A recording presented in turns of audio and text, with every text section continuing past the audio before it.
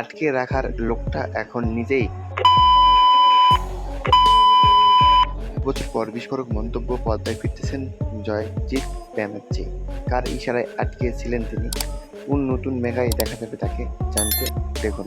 টলিপাড়ায় সব জল্পনার অবসান ঘটিয়ে দীর্ঘ 2 বছর পর মেগা ধারাবাহিক ধামাকার কামব্যাক করছেন অভিনেতা জয়জিৎ ব্যানার্জি। তবে এবার কোনো চেনা ছকের ফ্যামিলি ড্রামা নয়, সমাজের এক জ্বলন্ত প্রাসঙ্গিক সমস্যা নিয়ে তৈরি মেগা দেখা যেতে পারে তাকে। প্রথম সারির সফল প্রযোজকের হাত ধরে শুরু হচ্ছে এই নতুন ইনিংস। টুইস্ট এখানেই, প্রতি এপিসোড থাকবে সম্পূর্ণ নতুন ব্যতিক্রমী গল্প, যা একটির সাথে অন্যটির কোনো মিলবে না। জয়জিতের চরিত্র প্রধান হিরোর নয়, বরং বহুমাত্রিক গ্রেডেসে ভরা। তার সাবলীল অভিনয় তরুণ প্রজন্মকে নতুন করে মুগ্ধ করবে।